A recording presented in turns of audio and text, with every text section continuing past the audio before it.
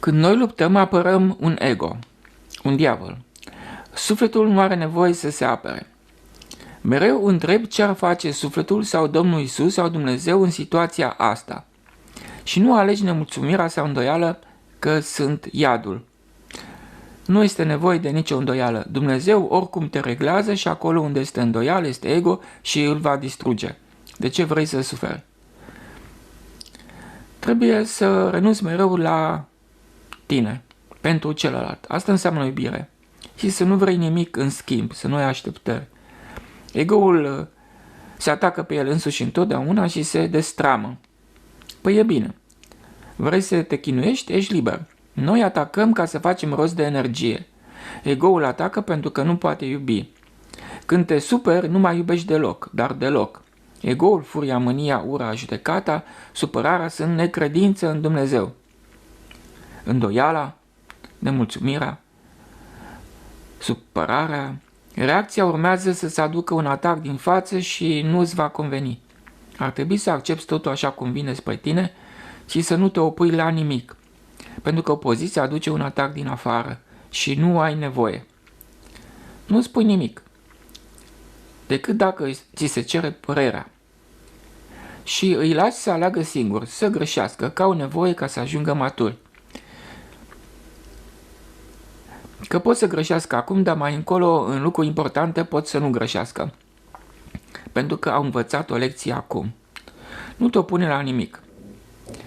Dă-le voie să aibă pierderi și necazuri și neplăceri. Pentru că așa învață.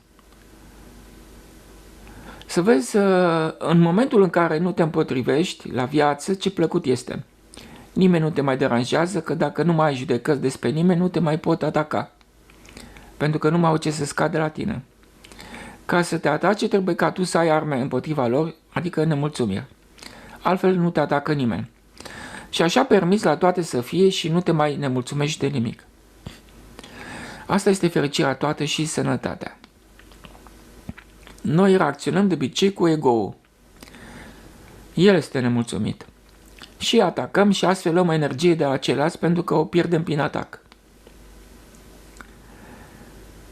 Aceasta este realitatea. În câmpuri asta se vede, spărturi foarte mari, dar și în viață se întâmplă la fel. Ego-ul lovește din lipsă de iubire. Supărarea asta înseamnă lipsă de dragoste și culorile câmpurilor arată decăderea totală a ego-ului. La nivelul câmpurilor subtile, lucrurile se văd foarte urât și drastic din lipsă de iubire. Culoarea predominantă la peste 95% dintre oameni este cenușiu spre negru cu roșu. Teluricul își ia energia din lumea energiilor joase. Prin teamă, lipsă de dăruire și iubire, toate acestea întăresc ego și necredința și apoi atacă, luptă și se apără sau se supără. Supărarea înseamnă atașament față de plăcere. Aceste situații sunt reale la nivelul câmpurilor și produc consecințe în corp și în soartă foarte dure. Dar oamenii refuză să accepte. Iau lucrurile în râs, în glumă, dar ele sunt foarte serioase. Sau comentează și atacă agresiv. Așa se fac bolile incurabile din refuzul iubirii. Când ataci, rezonezi cu energia aceea, dar tot ce zice ego nu există. Doar iubirea există și atât, este destul. Iubirea este reală, ego-ul nu. Nimic din ce spune ego-ul acuzator nu este adevărat. Iubirea arată adevărul chiar dacă pentru ego este dureros. Dacă suferi sau te doare, te supără ceva sau te înfurie, nu este adevărat ce spui. Sau dacă ți este teamă. Oamenii te atacă cu nemulțumirea, cu orgoliul din tine. Dacă tu nu mai ai ego, nimeni nu te mai atacă în niciun mod. Prin oameni Dumnezeu îți vindecă sufletul. Iubirea este sinceră și exigentă, uneori drastică. Atât de drastică cât dacă ego este prea mare, distruge corpul. Nici nu discută. Deci ceea ce nu se vede, dar este puterea cea mai mare a Universului, dacă ne opunem ei, ne poate omorî ușor, într-o clipă. Și noi, în loc să fim alături de puterea cea mai mare a vieții, ne opunem ei continuu. Ce nebunie! Și de aceea apar necazurile și bolile. Sunt opoziții la iubire. Iubirea nici nu discută cu ego-ul. Iubirea este moale, blândă și bună ca pâinea caldă. Este pace și liniște, este tot. Și pentru că este ca apa, este foarte puternică. Ego-ul trebuie înțeles cum lucrează, pentru că distrugerile lui sunt colosale. Este ca și când am avea un terorist în noi, un dușman. Dacă ai ego, vei avea necazuri, poți ști dinainte. Lecții puternice. Ego-ul este diavolul. El atacă, el este nemulțumit, el se apără. Când nu mai ai nicio teamă, el își pierde forța și nu te poate atinge. Dar atașamentul duce la frica de a pierde și aceasta este ca o semnătură că te supui lui. Când îl numești, îl vezi și atunci se oprește. Și spui ce face. El nu poate acționa decât pe ascuns. Spui ce face și se oprește pe loc. Este ca și când ai pune o lumină pe el. Și mie mi-a zis așa, de data asta ai scăpat, dar voi reveni. Dacă celălalt nu este iubire și nu înțelege că totul este numai dragoste divină și că tot ceea ce vine din față vine de la divin și pe toate ele face perfecte și chiar dacă este neplăcere și necaz și nemulțumire și suferință și durere, este tot divinul, pe vibrație joasă, tot ce vine de la el este spre curățarea sufletului nostru, atunci dacă înțelegem lucrul acesta, ne eliberăm de eu mai presus de toate. Nu este nevoie să convingi ego-ul, trebuie doar să te comporți ca o ființă divină pe pământ. Înseamnă că are lecțiile lui, lasă-l să greșească, are nevoie, nu e nevoie să te lupți cu ego-ul, doar să îi dai voie să se distrugă singur. În toate este vorba numai despre retragere, atacul este a diavolului. Așa cum iubirea este Dumnezeu prezent. Trebuie doar să ne identificăm cu sufletul și pornește miracolul. Iubirea este îmbrățișarea lui Dumnezeu. Și mereu să te întrebi, tu cine ești? Cine vorbește prin tine atunci? Ego-ul sau sufletul? Dumnezeu este acceptare, sufletul nu se supără niciodată, nu vrea ale sale, nu vrea să câștige, nu vrea să dovedească nimic, nu cere socoteală, nu vrea ca ceilalți să fie cum vrea el, sufletul doar dă voie tuturor să fie cum vor ei. Intră în acceptare și a intrat în Dumnezeu pe loc, acceptarea este chiar divinul. De ce nu l-ai alege? Nu este nevoie de un efort anume ca să ajungi în divinitate, decât să accepti ceea ce vine din față și este constrângător pentru ego. În modul acesta, ego-ul se distruge. De ce nu ai vrea să se distrugă ego-ul? Deci a nu accepta neplăcerea care îți vine din față este a nu accepta distrugerea ego-ului. Oamenii îl țin pe Dumnezeu la distanță și așa nu se responsabilizează. Adică nu vor să accepte ce le dă divinul. Nu vor să înțeleagă că este spre binele lor să piardă ego și este singura soluție spre a se însănătoși, spre a schimba viața în bine. Oamenii trăiesc doar la suprafața lucrurilor, la nivelul formei, dar dacă îl pui pe Dumnezeu în purtarea ta, atunci îl alegi tot timpul și devii responsabil și știi ce alegi. Dar dacă nu ești atent ce alegi și alegi rapid, instinctiv, atunci vei funcționa cu programele brute care sunt animalice, reactive. Dacă îl vezi în mișcările de comportament, atunci îl simți total și ești atent să nu alegi pe diavol, pentru că vei suferi. De aceea numesc dăruirea, acceptarea și cedarea, adică lăsarea de sine, că este el. Și invers, supărarea, atacul și apărarea sunt ego-ul, adică diavolul, adică iadul.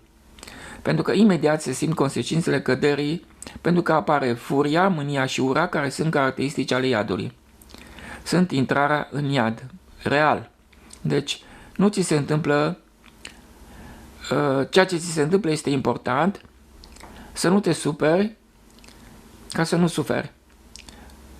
Numai ego-ul se supără, sufletul nu se supără niciodată. Deci când apar necazuri, neplăceri, nemulțumiri, îndoieli sunt ale egoului, ale diavolului și tu nu ești acela. Orice ți se întâmplă vine de la tine ca să te ducă în iubire, orice ar fi, nu contează tema particulară. În toate este numai iubirea divină și ai nevoie de necazuri și neplăceri ca să-ți destrame orgoliul și să salveze viața. Întotdeauna când suferi neplăceri este cea mai mare bucurie posibilă pentru suflet, pentru că el se eliberează. Întotdeauna trebuie să înțelegi foarte bine și să ai definit clar ce este sufletul, ca să poți să vezi orgoliul și ego-ul. Furia și teama sunt caracteristici ale globurilor cenușii din plasa de pescar, acel iad cu irecuperabil.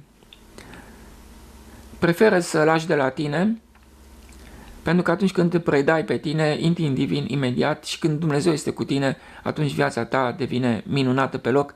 De ce nu ai vrea asta? Deci predarea de sine este raiul. Opoziția la ceea ce este iadul. Ceea ce, când te împotrivești la ce vine din față, ieși din divin instantaneu. Dumnezeu este jertfă de sine, jertfă de eu pe primul plan, renunțarea la întâietatea ta, la binele tău pentru ceilalți, primul gest pe care îl faci să fie pentru ceilalți, nu pentru tine, pe tine să nu te iei în seamă. A nu căuta binele tău este iubirea de Dumnezeu. Să alegi mai mult binele tău este de fapt lucrul cel mai periculos din lume, pentru că întărești acest eu mai presus de toate, care înseamnă diabolizare. Este o nebunie, pentru că alegi să suferi cu bună știință. Tu ești o ființă comună și nu neo-izolat.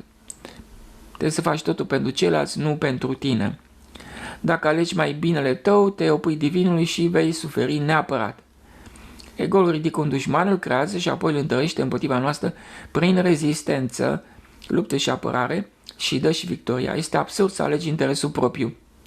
Este absurd să te protejezi. Numai ego-ul se protejează, sufletul nostru divin nu se protejează niciodată pentru că nu are nimic de apărat. Adevărul nu se apără, el doar este și se impune prin ceea ce este. Pentru că este cea mai mare putere. Putere înseamnă să nu te opui. Toți oamenii sunt el. Sunt diferite flori, unele superbe, altele mai puțin frumoase, dar toți sunt florile Domnului. Singurul lucru care trebuie făcut este să iei așa cum sunt. Tot este bine așa cum este în fiecare clipă și este perfect pentru că vine de la Domnul și tot ce face El este perfect. Nu ai de ce să te plângi. Când renunți la plângere sau la a vedea rău și vinovați în lume, ai depășit dualitatea, numai atunci. Adevărul celuilalt este bun și drept pentru el și pentru tine. Pentru că este un aspect la care tu poate nu te-ai gândit, dar ai nevoie ca să ai o viziune de ansamblu. Fiecare părere diferită te ajută să înțelegi lucrurile mai bine. Dacă ne impunem adevărul nostru sau reacționăm, facem asta dintr-un ego, pentru că sufletul nu știe decât să iubească și nu are nevoie să impună nimic. Din cauza asta puterea lui crește. Adevărata putere se întărește și devine din ce în ce mai puternică în măsura în care lași viața să fie cum este ea. Această lepădare de sine totală este chiar iubirea de Dumnezeu. El iubește fără condiții și nu judecă, doar iubește. Mintea creează diferențe și conflicte, ego-ul atacă și nu acceptă alt adevăr, dar așa nu poate iubi. Astfel se produce durere continuă. Dacă toate deja s-au întâmplat în lumea lui, acceptarea tot ceea ce vine este calea cea mai frumoasă, pentru că deja s-au întâmplat. Acceptarea este chiar iubirea de Dumnezeu, este prezența lui. Lupta și apărarea este prezența diavolului și a iadului și ne îndepărtează de el. Când ai ego, ai diavol și nu poți să accepti. De aceea sunt neplăcerile ca să-l scadă. Dar ele se referă la orgoliu, nu la noi care suntem numai iubire. Cel care se supără are atașament față de plăceri. are diavol. Neplăcerile sunt orgoliul nostru. Cel care luptă să-și apere comoditățile, stabilitatea, siguranța vieții, bunăstarea, belșugul și savoarea, are diavol. Luptă pentru iad. Luptă să-și apropie iadul cât mai mult. Pentru că tot ceea ce depășește necesitatea nu este sufletul, nu este divinul. Ca să fii divin, trebuie să nu vrei niciodată mai mult decât ai nevoie, pentru că atunci te diabolizezi. Adică îți pierzi pacea sufletului. Și se ridică ego-ul și vei face totul pentru eu pe primul plan. Adică îți pierzi liniștea și pacea și devii nemilos, curd și hain. În toate neplăcerile este vorba numai despre noi, nu despre ceilalți. Fără ego nu te atacă nimeni, că nu are ce să scadă la tine și nu există nicio supărare. În cazurile care vin din față, scade orgoliul din noi, dar noi nu suntem acela. Nu suntem cel care se luptă sau se apără, suntem sufletul care nu știe să se lupte, nu știe să se apere, nu se supără niciodată, nu este afectat de nimic, nu se îndoiește de nimic, nu vrea nimic pentru sine, nu se necăjește niciodată decât iubește și dăruiește la infinit. Toate vin la el și ne îndumnezeesc. Ego este diavolul supărat pe iubire și se vede la cei care luptă și se apără. Când doar dăruiești și nu te opui la nimic din ceea ce vine din față, atunci ești în divin pe loc și ai cea mai mare apărare posibilă. Când nu te protejezi, ești cel mai apărat. Când nu lupți și nu te aperi, atunci ești în dumnezeire și El îți va face viața frumoasă. Dar lupta și apărarea este o înșelătorie. Noi suntem în sine divini și ne purtăm ca și când nu am fi. Ca să dispară neplăcerile, trebuie ca noi să lăsăm armele jos și să scădem orgoliu. Suferința, bolile, necazurile dispar imediat în momentul în care noi scădem ego-ul. Ego-ul este necazul din față. Fără ego nu există durere, pentru că nu are cine să sufere. Atacul din afară este ego-ul nostru care se bate pe sine foarte eficient. La fel și boala și neplăcerea sunt ego-ul nostru.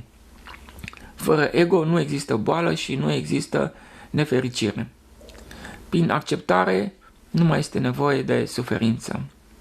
Gândește mereu invers decât îți spune ego-ul. Opune-te mereu interesului propriu. Această opoziție la binele tău este iubirea de Dumnezeu. Oamenii sunt minunați, numai noi îi murdărim cu gândurile noastre răutăcioase, pentru că îi obligăm să fie cum suntem noi în interior. Ei doar iau roluri când se apropie de noi, după care intră în iubire din nou. Cum este ego-ul lor, nu contează, nu te uita la el. Ei nu sunt ego-ul lor, sunt ego-ul tău. Dacă te uiți la ego-ul lor și identifici cu el, de fapt tu îți vezi propriul ego în ei. Cum sunt ei, așa ești tu. În toate este vorba numai despre tine. Când spui că acela este așa și așa și ești nemulțumit, nu este adevărat ce spui, pentru că vorbești dintr-un ego, nemulțumirea este a ego-ului și nu ești tu acela. Iar ce vezi la ei și nu-ți convine este din tine, întotdeauna. Când afirmi ceva că nu este în regulă cu ceilalți, de fapt nu este în regulă cu tine. Ce nu-ți place la ei este din tine. Tu ești acolo în fața ta mereu, felurite aspecte din tine. Dacă ceva nu-ți place la ei, nu-ți place la tine. Și când ceva nu-ți place, vorbești dintr-un ego și el vrea durere. Gândește pozitiv orice ar fi și vei rezolva toate problemele din viață, suferințele, chinurile, durerile, că cele sunt doar gândirea noastră negativă. Când nu mai ai niciun fel de nemulțumire față de nimic, nu mai ai orgoliu și atunci nu mai vin suferințele și necazurile și bolile peste tine, pentru că nu mai au ce să scadă la tine. Întrebare: de ce Dumnezeu îngăduie acestui popor de 6.000 de ani să se ocupe cu asta și să manipuleze, să țină omul departe de esența lui divină? Sunt pe post de lup de pradă, este nevoie de ei pentru cei care nu au iubire. Chiar aceea se revoltă. că nu este tema să câștigi tu într-o confruntare, să te salvezi, ci atacul din afară se referă la rugoniul nostru și la atașamentul de patim. Este total pe dos decât credem, pentru că ego se apără pe sine și noi nu suntem interesul personal, noi suntem interesul tuturor. Dumnezeu ne-l dă ca să ne desprindă și să ne salveze sufletul. Ne curăță inima prin oamenii care ne deranjează sau ne umilesc. Ei sunt medicii divini și fac lucrul acesta în mod perfect. Că înțelegem sau că nu înțelegem, tot ne desprinde. Nu scapă nimeni neciufurit de Tatăl Ceresc. Nimic nu este rău în lume. Toate neplăcerile sunt mecanisme divine de desprindere de trup, de materie, de lume, pentru că greșeala noastră fundamentală este că punem lumea, materia și trupul pe primul plan și ele sunt absolut secundare. Nu ar trebui să facem lucrul acesta. Nu ar trebui să facem totul pentru materie, pentru trup sau pentru lume. De ce așa? Pentru că lumea este o energie foarte joasă care ne ia din viață în măsura în care noi privim spre ea, exclusiv spre ea. Noi așa pierdem viață prin ochi și prin interesul exagerat pus pe materie. Pentru că ne atașează de plăcere simțului și acordând toată atenția noastră, apoi luptăm și ne apărăm ca să le facem continue. Privim prea mult spre lume, ne preocupăm prea tare cu a avea, a aduna, a câștiga, a ajunge cât mai sus, mai mare, mai puternic, dar toate astea te coboară, căci îți iau din energia vieții și o consumă pe nimic. Taman pe cei cu ego mare îi vizează lupii, dar ei sunt mecanisme divine de mișorare egoului și desprindere de materie. Cu cât sunt mai mulți lupi, cu atât asta înseamnă că noi suntem mai atașați de materie și trebuie să fim desprinși mai repede. Și este bine așa cum este, nu este un lucru rău. Totul este divin pentru că vine de la el și tot ce face el este perfect. Nu te poți revolta pe nimic. Dacă te scade printr-o neplăcere, salvează sufletul. Unde este rău în asta? Îți salvează viața în viitor ca să nu o pățești mai rău. De aceea totul este bine așa cum este, toate vin de la el și sunt spre ajutorul și dezvoltarea noastră. Oamenii se sacrifică pentru noi, nu ei sunt răi, ci noi nu mai îi iubim. Ei sunt doar oglinda noastră.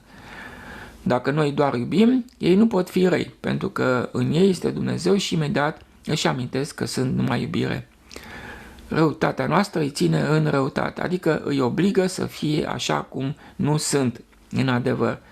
De aceea se spune să nu ucizi, adică să nu-l pui pe celălalt să facă ceva care nu este propriu, nu este în firea lui. Nici diavolul nu este rău, adică egoul, ca dușman, că dușmanul este în noi și niciodată în afară. Gândește mereu invers, nu cum zice interesul personal, opune-te tot timpul interesului propriu, pentru că tu ești un suflet comun și nu un eu izolat așa cum crezi.